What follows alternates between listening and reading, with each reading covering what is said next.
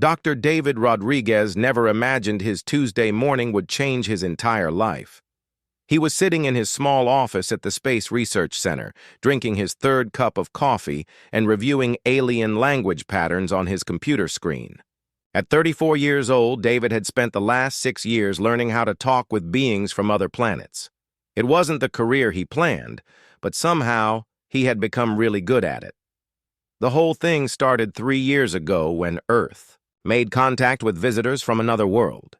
These aliens called themselves the Zalarians, and they looked almost human, but with skin that seemed to glow softly in the light. They were peaceful, intelligent, and wanted to be friends with Earth. The problem was, nobody could understand their language at first. That's where David came in. He had always been good with languages, speaking 5 different Earth languages fluently. When the government needed someone to learn Zalarian, they picked him. It took months of hard work, but eventually David could speak their language almost perfectly. More than that, he actually became friends with some of the Zalarian diplomats who visited Earth. His phone buzzed with a special tone he had never heard before. On his screen appeared symbols that made his heart race. It was a message in Zalarian script, but not just any message. This one came with official royal seals that he had only seen in textbooks. David's hands trembled slightly as he began translating the beautiful, flowing writing. The more he read, the wider his eyes became. Prince Kael'vash of the Zalarian Empire was getting married on their home planet, and David was being invited to attend the wedding ceremony. He read the message 3 times to make sure he wasn't making a mistake. This wasn't just any invitation. It was an honor reserved for only the most important diplomats and friends of the royal family. David was being asked to travel millions of miles through space to attend the wedding of an alien prince. The invitation explained that the wedding would take place on Zara Prime, their beautiful home world that David had only seen in pictures. The ceremony would last for several days, following ancient traditions that were thousands of years old. As a special guest, David would stay in the royal palace and participate in all the celebrations. David sat back in his chair, feeling overwhelmed. 3 years ago, he was just a regular guy working at a university, teaching students about different cultures. Now he was being invited to an alien royal wedding on another planet. It felt like something from a science fiction movie, except it was really happening to him. He thought about calling his colleague Amy to share the news, but then remembered she was in a meeting. His ex-wife Jennifer would probably think he was crazy if he told her. They had divorced 2 years ago because she said he was always thinking about work instead of their family.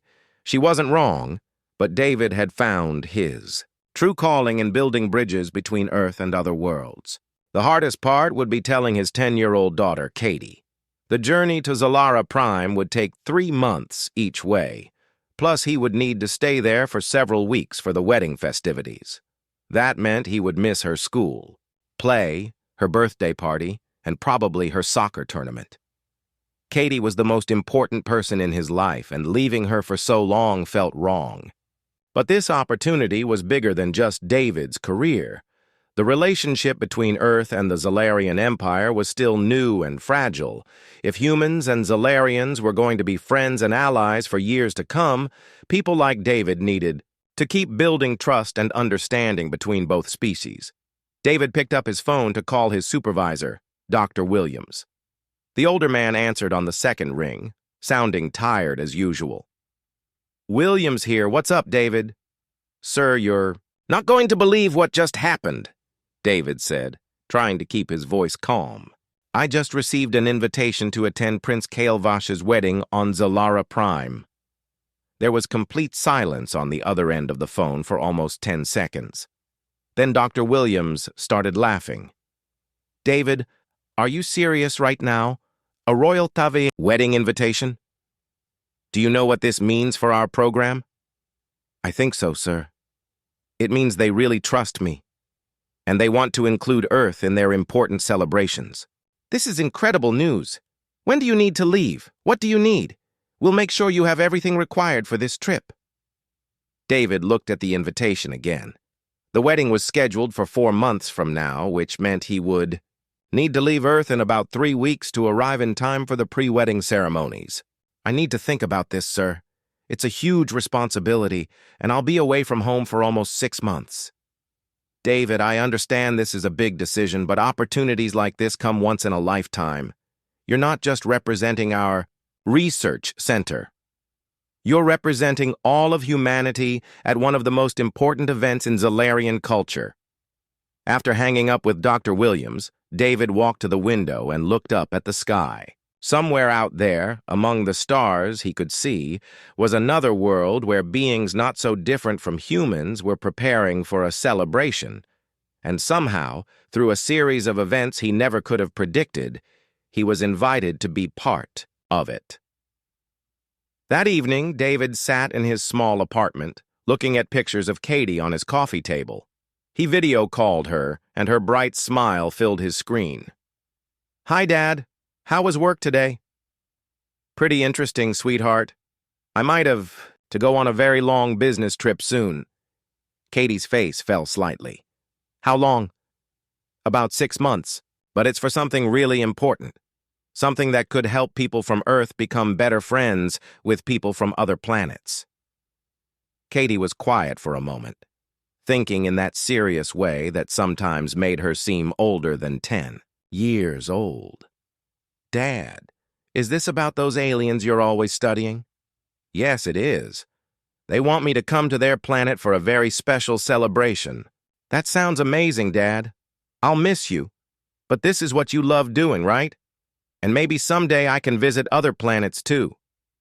David smiled, feeling proud of his daughter's understanding and excited about the adventure ahead. He had always taught Katie that the universe was full of amazing possibilities, and now one of those possibilities was becoming real for him. The next few days passed in a blur of preparations, medical checkups, and briefings about Zalarian culture. David learned about their customs, their food, their art, and most importantly, how to behave properly at a royal wedding. The Zalarians took their traditions very seriously, and making a mistake could damage the friendship between their species and humans. As his departure date approached, David felt a mixture of excitement and nervousness that he had never experienced before. He was about to embark on the greatest adventure of his life, traveling to another world to witness history in the making. Little did he know that this journey would lead to something far more incredible than just attending a wedding. Sometimes the most amazing stories begin with a simple invitation to celebrate someone else's happiness. The spaceship journey to Zalara Prime took 3 long months, but nothing could have prepared David for what he saw when they finally arrived. As their ship approached the planet, David pressed his face against the window like a kid seeing snow for the first time. The planet looked like a giant jewel floating in space, with swirling clouds that sparkled in colors he had never seen before. When David stepped off the ship onto the landing platform, the first thing that hit him was the air. It smelled like flowers mixed with something sweet and fresh, like after a spring rain. The sky was a soft purple color with 2 small moons, visible even in the daylight. Everything around him seemed to glow with a gentle, warm light. The Zalarian greeting committee was waiting for him, and David recognized Ambassador Kethran, one of his friends from the diplomatic meetings on Earth. But seeing him here on his home world was completely different. Kethran's skin had a beautiful, silver shimmer, and his eyes were a deep blue that seemed to contain tiny stars. "Welcome to our world, dear friend David," Kethran said in perfect English, though his voice had a musical quality that was purely Zalarian. "We are so happy you accepted our invitation." As they traveled toward the royal palace, David couldn't stop staring out the window of their floating transport vehicle. The Zalarian cities looked like they had grown naturally from the ground, rather than being built. The buildings curved and twisted like living trees, made from materials that looked like crystal but bent like rubber. Gardens and parks were everywhere, filled with plants that moved gently even when there was no wind. "Your cities are incredible," David said to Kethran. "How do you make buildings that look alive?" Because they are alive in a way, Kethran replied with a smile. We grow our structures from living crystal that responds to our needs. They change with the seasons and adapt to the weather. It takes many years, but it creates harmony between our people and our world. The royal palace was the most amazing thing David had ever seen. It rose from the center of the capital city like a mountain made of light. The walls seemed to breathe slowly, and patterns of color flowed across the surface like water. As their transport approached the main entrance, David saw hundreds of Zalarians gathered for the wedding preparations, all dressed in flowing robes that shimmered with their own inner light. At the welcome ceremony, David met Prince Kael'vash, the groom-to-be. The prince was tall and elegant, with golden skin that seemed to glow from within. He thanked David warmly for making such a long journey to attend his wedding. Your presence here shows the friendship between our peoples, the prince said. My family is honored to have you as our guest. But it was when David met Princess Lunastar that his world truly changed. She appeared during the evening reception, moving through the crowd like she was floating rather than walking. Unlike the other Zalarians who dressed in traditional robes, she wore something that looked like it was made from starlight itself. Her silver hair seemed to move on its own, and her violet eyes held a wisdom that made David think she could see right into his soul. So you are the human who learned our language so perfectly, she said, approaching David with a curious smile. I have been wanting to meet you. Your Highness, David said, bowing in the way he had been taught. I'm honored to meet you. Please, just call me Luna. And may I call you David? I find human names fascinating. They're so different from ours. What started as a polite conversation quickly became something much deeper. Luna asked David about Earth, about human culture, about what it was like to live on a world with only one moon. David found himself telling her things he had never shared with anyone. About his childhood dreams of exploring space, about his divorce, about how much he missed his daughter. On our world, Luna said softly, we believe that every being has a song inside them, a unique melody that makes them who they are. I can hear your song, David, and it's beautiful but also sad. You carry loneliness with you like a heavy stone. David was surprised by how easily she could read his emotions. I guess I do feel lonely sometimes. My work keeps me busy, but it's not the same as having someone who really understands you. I understand that feeling, Luna said, looking out at the twin moons rising over the palace gardens. Being royal means everyone knows your name, but very few people know who you really are inside. They talked for hours, walking through the palace gardens under the light of the twin moons. Luna showed David the singing flowers that changed color when you hummed to them, and the fountain that played melodies when the moonlight hit the water. She told him about Zalarian art and poetry, about their belief that all living things were connected by invisible threads of energy. Your brother seems very happy about his wedding, David said as they sat by the musical fountain. Luna's expression grew thoughtful. Kael'vash is doing his duty. Royal marriages on our world are about creating strong alliances between families and regions. Love, as you humans understand it, is not usually part of the arrangement. That sounds lonely, David said. It is, Luna admitted. I have been studying your human customs, especially your ideas about choosing your own partner based on feelings rather than political advantage. It seems wonderfully free, but also terrifying. Why terrifying? Because choosing with your heart means you might choose wrong. It means you might get hurt. In our way, at least the outcome is predictable. David looked at this incredible princess, so wise and beautiful, yet trapped by traditions that seemed to make her unhappy. But predictable doesn't mean happy, and getting hurt is part of learning how to love better. As the evening progressed, David realized something was happening that he hadn't expected. He was falling for an alien princess, and from the way she looked at him, He suspected she might be feeling something similar. It was impossible, of course. She was royalty from another world, destined to marry someone chosen by her family for political reasons. He was just a human visitor who would return to Earth after the wedding. But as they said goodnight in the garden, Luna did something that took David's breath away. She touched his hand gently, and for just a moment, he felt like he could hear her thoughts, feel her emotions as if they were his own. "Thank you for tonight, David," she said. "You've shown me that there are different ways to see the world. That's a precious gift." As David walked back to his guest quarters, his mind was spinning. Tomorrow was the pre-wedding ceremony, where Prince Vash would be officially presented to his bride-to-be. It was supposed to be a day of celebration and joy, but David couldn't shake the feeling that something momentous was about to happen. Something that would change not just his life, but the relationship between their two worlds.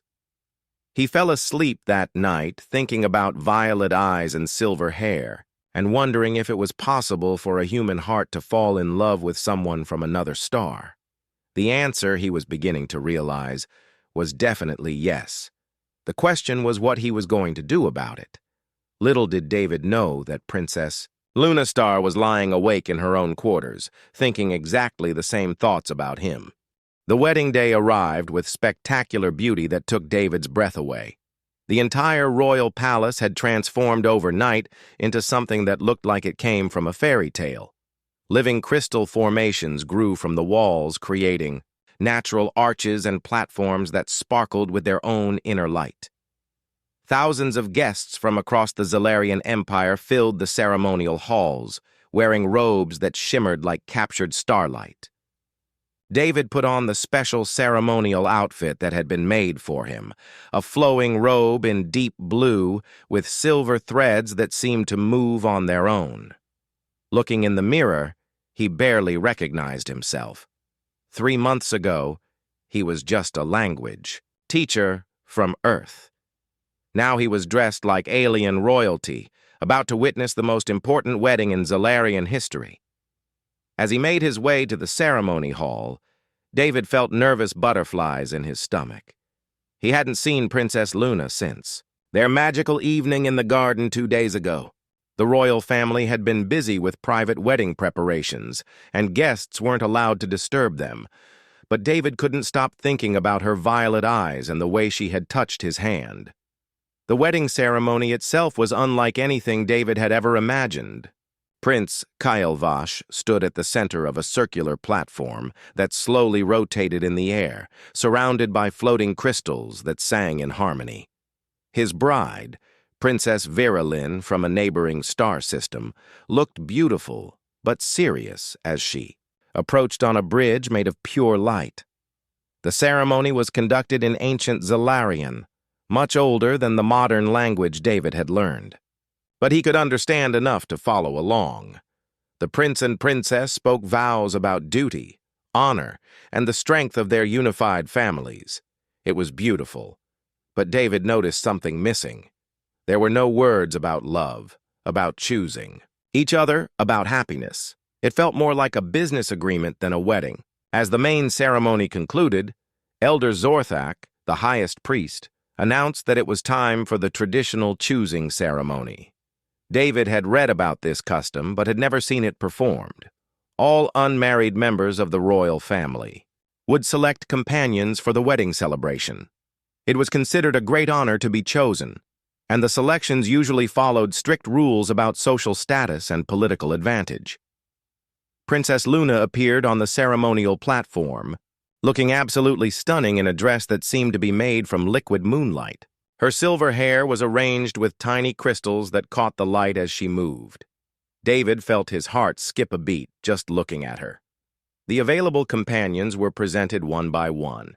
David watched as Luna politely acknowledged each noble Zalarian male who stepped forward. There was Duke Savrin, whose family controlled important mining operations. Lord Kethamiran, a famous warrior from the outer colonies. Prince Valandra from their closest allied world. Each was handsome, powerful, And exactly the kind of choice everyone expected a princess to make. But Luna didn't choose any of them. Instead, she walked to the edge of the platform and looked directly at David, sitting in the honored guest section with the Earth diplomatic representatives. The entire hall fell silent. David felt like everyone in the room was staring at him, which they probably were. "I choose David Rodriguez of Earth," Luna announced in a clear, strong voice that carried throughout the massive hall. The silence that followed was so complete that David could hear his own heartbeat. Then the whispers started, growing louder by the second. Zalarian nobles turned to each other with shocked expressions. Some looked angry, others confused. A few seemed excited by the unprecedented choice. David sat frozen in his seat, unable to believe what had just happened. Ambassador Kethran, sitting next to him, grabbed his arm. "David, you must stand and accept the honor," he whispered urgently. "The choosing ceremony is sacred. You cannot refuse." On shaking legs, David stood up. Every eye in the hall was on him as he made his way to the ceremonial platform. Luna extended her hand to him, and when their fingers touched, David felt that same electric connection from the garden, but stronger this time. "Thank you for accepting," Luna said quietly, so only he could hear. "I know this is unexpected." "Your Highness," David whispered back. "Are you sure about this? I don't understand all the implications." "Neither do I," she admitted with a small smile. "But I know it feels right." The rest of the celebration passed in a blur for David. He and Luna were seated together at the high table, sharing traditional wedding foods and participating in ancient ceremonies. The other guests watched them constantly, some with curiosity, others with obvious disapproval. During the dancing portion of the celebration, Luna taught David the traditional steps of Zalarian court dances. As they moved together to music that sounded like wind chimes mixed with flowing water, David felt like he was in a dream. "Luna," he said during a quiet moment, "what does this choice mean exactly?" "In the old traditions," she explained, choosing a companion during a royal wedding ceremony can be interpreted as a declaration of romantic intent. It's not quite an engagement, but it's close. David's heart nearly stopped. "And your father knows this?" "My father knows this very well," Luna said, glancing toward the king's table where King Zorthmiran sat with a thundercloud expression on his face. As if summoned by their conversation, a royal messenger appeared at their table. "His Majesty requests your presence in the private audience chamber immediately after the celebration concludes," he said to David in formal, cold tones. The rest of the evening felt like it lasted forever and ended too quickly at the same time. David enjoyed every moment with Luna, but he dreaded the coming conversation with her father. When the celebration finally wound down, David found himself walking through the palace corridors toward what might be the most important conversation of his life. King Zorthmiran was waiting in a chamber that looked like it was carved from a single massive crystal. His expression was stern, but David sensed more concern than anger in his glowing golden eyes. "David of Earth," the king said in heavily accented English, "my daughter has placed both of us in a very difficult position." "Your Majesty, I want you to know that I didn't ask for this, and I had no idea she was going to choose me." "I believe you," the king said, studying David carefully. "But the choice has been made, and it cannot be undone. The choosing ceremony is one of our most sacred traditions. To reverse it would be to dishonor not just Luna, but our entire royal lineage." David swallowed hard. "What does that mean for me?" "It means you have two choices," the king said, his voice becoming more serious. "You can prove yourself worthy of my daughter through the traditional trials, or you can gracefully withdraw and return to Earth immediately. And if I fail the trials, then you will be exiled from Zalarian space forever, and the alliance between our peoples may be damaged beyond repair. Your Earth government has already sent 3 urgent messages asking what is happening here. David felt the weight of 2 entire civilizations resting on his shoulders. This wasn't just about his feelings for Luna anymore. The friendship between humans and Zalarians, years of careful diplomatic work, could all be destroyed by his decision. "Your Majesty," David said, surprising himself with how steady his voice sounded. "I care about Princess Luna more than I've ever cared about anyone. And I care about the friendship between our worlds. If taking the trials is the only way to honor both, then I accept the challenge." King Zorthmiran nodded slowly. "The trials begin tomorrow at dawn. I suggest you rest well, David of Earth. You will need all your strength for what lies ahead." As David walked back to his quarters, his mind was spinning with everything that had happened. 12 hours ago, he was just a wedding guest. Now he was facing trials that could determine the future of human-alien relations, all because a beautiful princess had chosen to follow her heart instead of tradition. He had no idea what these trials would involve, but he knew one thing for certain. He was going to give everything he had to prove himself worthy, not just of Luna's love, but of the trust both their peoples had placed in him. David barely slept that night. His mind kept racing with questions about what the trials would involve. As dawn broke over Zalara Prime, painting the sky in shades of purple and gold, he stood on his balcony watching the twin suns rise. In a few hours, he would face challenges that could change everything. Ambassador Kethron arrived early to explain what David was about to face. "The trials of worthiness have 3 parts," he said, his usual cheerful demeanor replaced by serious concern. "The trial of mind, the trial of spirit, and the trial of heart. Each one tests a different aspect of your character." "What exactly do I have to do?" David asked, trying to keep his voice steady. "I cannot tell you the details. That would be considered cheating. But I can say this: the trials are designed to push you beyond your limits. They will test not just your abilities, but who you truly are inside." As they walked toward the trial grounds, Kethran continued, "David, I must warn you about something else. Not everyone wants you to succeed. Some nobles believe that allowing a human into the royal family would weaken our empire.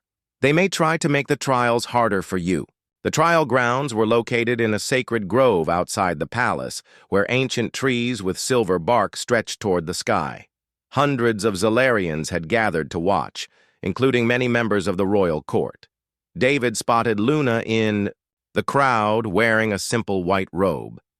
She gave him an encouraging smile, but he could see the worry in her violet eyes. King Zorthmiran stood on a raised platform made of living crystal. "David of Earth," he announced in a voice that carried across the entire grove, "you have chosen to undergo the trials of worthiness. These tests have been used for 1,000 years to determine if someone is suitable to join our royal family. Do you accept this challenge freely?" "I do, Your Majesty," David replied, his voice stronger than he felt inside. The first trial began immediately. David was led to a circular chamber carved into the roots of the largest tree. Inside, the walls were covered with glowing symbols that seemed to move and change as he watched them. "The trial of mind," announced Elder Zorthak, the high priest.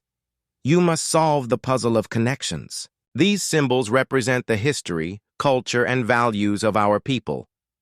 Find the pattern that links them all together." David stared at the hundreds of symbols covering the walls. Some he recognized from his language studies, but others were completely foreign. They seemed to shift and rearrange themselves every few minutes, making it impossible to focus on any one section. Hours passed as David studied the symbols, looking for patterns and connections. His head began to ache from the concentration. Several times he thought he was close to understanding, only to have the symbols change again. Then something clicked. David realized that the symbols weren't just representing Zalarian culture. They were telling a story about connection itself.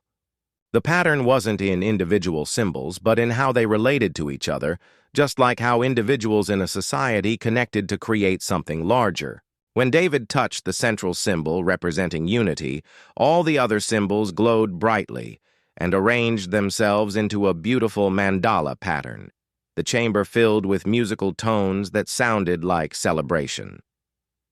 The trial of mind is complete, Elder Zorthak announced.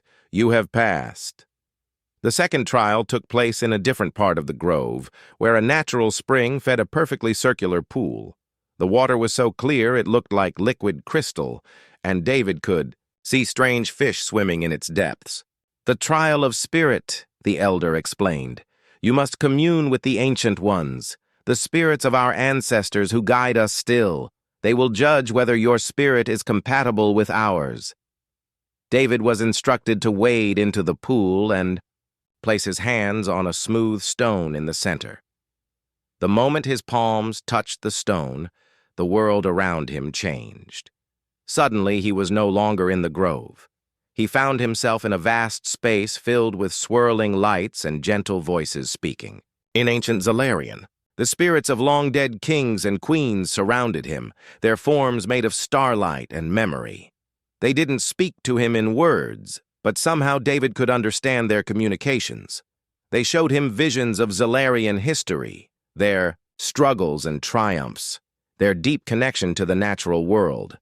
They tested his intentions, looking deep into his heart to see if his love for Luna was genuine or if he was motivated by ambition or curiosity. The spirits also showed him something unexpected, visions of Earth and humanity's potential future. They revealed that they had been watching humans for many years, waiting to see if Earth's people were ready for true friendship with other species. Your people are young and sometimes reckless, one ancient queen communicated to him. But you have something we have lost over the centuries, the ability to choose love over duty, to follow your hearts even when it seems impossible. When the vision ended, David found himself back in the pool, gasping for breath. The entire experience had felt like hours, but the sun was in the same position as before. The trial of spirit is complete, Elder Zorthak said, and David could hear surprise in his voice. You have passed, and the ancient ones have given their blessing. The third trial was the most challenging of all. David was brought to a simple clearing where Luna waited for him, but she looked different. Her usual warm expression was replaced by cold formality. The trial of heart, the elder announced. You must prove that your love is true and selfless. Princess Luna will test you herself. Luna stepped forward, her violet eyes now distant and hard. David of Earth, she said in a voice that sounded nothing like the woman he had fallen in love with. You claim to care for me, but how do I know you're not just fascinated by the idea of an alien princess? How do I know you wouldn't grow bored with me once the novelty wears off? The questions hit David like physical blows. Luna continued, her words becoming harsher. You have a daughter on Earth who needs you. You have a career, a life, friends and family. Are you really willing to give all that up for someone you've known for only a few days? David realized that this was more than just a test of his feelings. Luna was voicing her own fears, her own doubts about whether their connection was real or just the excitement of something forbidden. Luna, David said softly, I can't promise that this will be easy. I can't promise that we won't face challenges that seem impossible. But I can promise you this. What I feel for you isn't about novelty or adventure. It's about recognizing someone who understands parts of me that I didn't even know existed. He stepped closer, ignoring the watching crowd. You asked about my daughter Katie. She's the most important person in my world, and nothing will ever change that. But she's also the one who taught me that love doesn't divide your heart. It multiplies it. Loving you doesn't mean loving her less.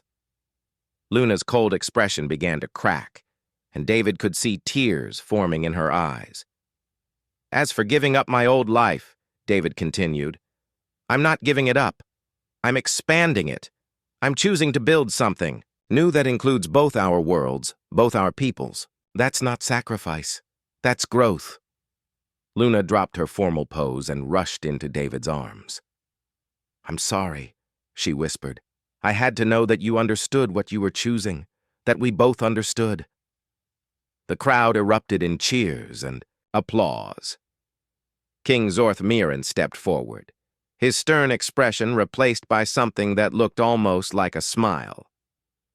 David of Earth, the king announced, you have passed all 3 trials. You have proven yourself worthy not just of my daughter's love, but of a place in our royal family. But even as the crowd celebrated, David noticed some nobles looking unhappy about the results. He had won the trials, but he suspected his real challenges were just beginning. That night, as he and Luna walked through the palace gardens under the light of the twin moons, David felt like his entire life had been leading to this moment. What happens now? He asked. Luna smiled, her hand warm in his. Now we plan a wedding that will unite 2 worlds. The weeks following David's successful completion of the trials were filled with more challenges than he had expected. While King Zorthmiran had officially accepted him, not everyone in the Zalarian Empire was happy about a human joining the royal family. Some nobles whispered that it would weaken their bloodline, while others worried about what this meant for their traditional ways. David also faced pressure from his own people. The Earth government was sending increasingly urgent messages, demanding to know how his personal relationship might affect diplomatic relations. Some officials worried that if things went wrong between David and Luna, it could damage the alliance between their worlds. The most difficult conversation came when David video called his daughter, Katie. She appeared on his screen wearing her soccer uniform, grass stains on her knees and a big smile on her face. Hi, Dad. I scored 2 goals today, she said excitedly. That's amazing, sweetheart, David replied, his heart aching at how much he missed her. Katie, I need to talk to you about something important. Her expression grew more serious. Is this about the alien princess everyone at school is talking about? The kids saw it on the news. David took a deep breath. Yes, it is. Her name is Luna, and I've fallen in love with her. If we get married, it means I'll be spending part of each year here on her planet. Katie was quiet for a long moment, thinking in that serious way that reminded David so much of himself. Dad, do you love her the way you loved Mom? It's different from what I felt for your mother, David said honestly. But yes, I love her very much. And does she make you happy? Really happy? Not just work happy? David smiled, thinking of Luna's laugh and the way her eyes lit up when she talked about things she was passionate about. Yes, she makes me very happy. Then that's good, Katie said with the simple wisdom that only children possess. But Dad, promise me you won't forget about me when you become an alien prince. Katie, I could never forget about you. You're my daughter, and nothing in the universe will ever change that. Besides, being with Luna means you might get to visit other planets someday. How cool would that be? Katie's eyes widened with excitement. Really? I could come to space? If your mom agrees, and if you want to, then yes. After talking with Katie, David felt more certain about his choice. But the biggest challenge was still ahead of him. 3 days before the wedding, King Zorthmiran called David to a private meeting in his study. David, the king began, I need to ask you to make one final choice. David's stomach dropped. What kind of choice, Your Majesty? Some of my advisors believe that for this marriage to truly work, you should undergo the transformation ceremony. It would change your biology to be more like ours, giving you a longer lifespan and the ability to communicate telepathically with Luna. You would become Zalarian in every way that matters. But David sensed there was more. But the transformation is permanent. You would still be you, but you would no longer be fully human. You could never return to Earth to live there permanently. Your daughter would grow old and die while you remained young. David felt like the air had been knocked out of his lungs. And if I refuse? Then you remain human, with a human lifespan. Luna will outlive you by centuries, and there will always be those who see you as an outsider in our court. That night, David couldn't sleep. He walked through the palace gardens, trying to decide between keeping his humanity and living a full life with Luna. Both choices required enormous sacrifices. He found Luna sitting by the musical fountain, staring up at the twin moons. She looked beautiful, but sad, and David realized she already knew about the choice he had to make. "You've been talking to your father," David said, sitting beside her. "He told me about the transformation," Luna said quietly. "David, I want you to know that whatever you choose, I'll understand."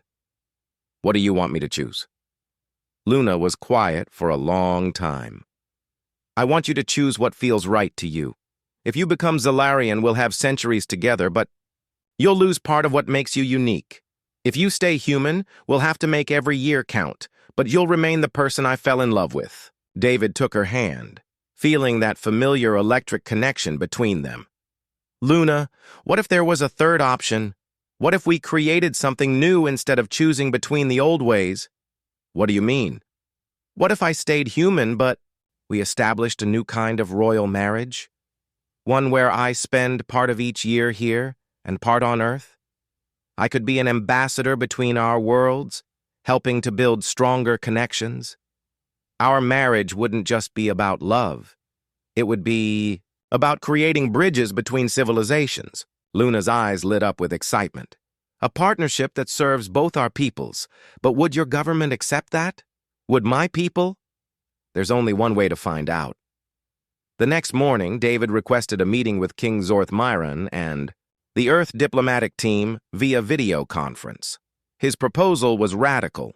Instead of a traditional royal marriage, he and Luna would create a new kind of union that would officially establish him as Earth's permanent ambassador to the Zalarian Empire. "This is unprecedented," said Director Collins from Earth's Space Cooperation Agency. "We've never had a married ambassador in this kind of situation." "But it makes sense," added Ambassador Kethran. "David already understands both cultures better than anyone else. This arrangement would strengthen our alliance in ways we never imagined." King Zorth considered the proposal carefully. "It would mean changing some of our oldest traditions, but perhaps it's time for new traditions that reflect the universe we're building together." The wedding took place 3 days later, but it was unlike any ceremony in Zalarian history. Instead of the traditional vows about duty and political alliance, David and Luna wrote their own promises to each other and to both their peoples. "I promise to love you across the space between worlds," Luna said, her voice carrying clearly through the crystal amphitheater. "I promise to help build bridges between our civilizations and to show that love can grow stronger when it serves something larger than itself. I promise to honor both our cultures while helping create something new," David replied. "I promise to be a bridge between Earth and Zalara and to prove that different species can not only coexist, but thrive together." The ceremony was attended by representatives from dozens of worlds, making it a truly galactic celebration. David's daughter, Katie, appeared via hologram, wearing a beautiful dress and beaming with pride as she watched her father marry an alien princess. After the ceremony, as David and Luna danced under the light of the twin moons, he marveled at how much his life had changed. A year ago, he was a lonely language teacher. Now he was married to a princess and serving as humanity's first interplanetary ambassador. "Do you ever regret it?" Luna asked as they swayed to music that sounded like starlight made audible. "Regret what? Meeting you? Falling in love with someone from another world? Never. Even though it means your life will never be simple again?" David looked around at the celebration, at the humans and Zalarians dancing together, at the children from both species playing games that bridged their cultures. "Luna, simple was never what I was meant for. This is. 1 year later, David stood in his office at the newly established Human-Zalarian Cultural Exchange Center, looking out at a view that showed both Earth and Zalara Prime through a quantum viewing portal. The center had become a hub for cooperation between the two species, facilitating everything from scientific research to artistic collaborations. Katie had just finished her first semester at the center's youth program, where human and Zalarian children learned together. She had adapted to the alien environment with the resilience that only kids possess, and had even learned to speak basics, Zalarian. "Dad," she said, running into his office with her best friend, a young Zalarian girl named Sira Neth. "Can we show you the song we wrote together?" As David listened to his daughter and her alien friend sing a melody that blended human and Zalarian musical traditions, he realized that this was exactly what he and Luna had hoped to create, a future where the differences between species became sources of strength rather than division. That evening, as he and Luna walked through their garden that contained plants from both worlds, David reflected on the journey that had brought them here. "You know," he said, "when I first got that invitation to your brother's wedding, I thought I was just going to watch someone else's love story." Luna smiled, her hand warm in his. "Instead, you became part of the greatest love story of all, the one between two worlds learning to trust each other." David looked up at the stars, knowing that somewhere among them were other worlds, other species, other opportunities for connection and understanding. His story with Luna had proven that love really could transcend any barrier, even the vast distances between stars.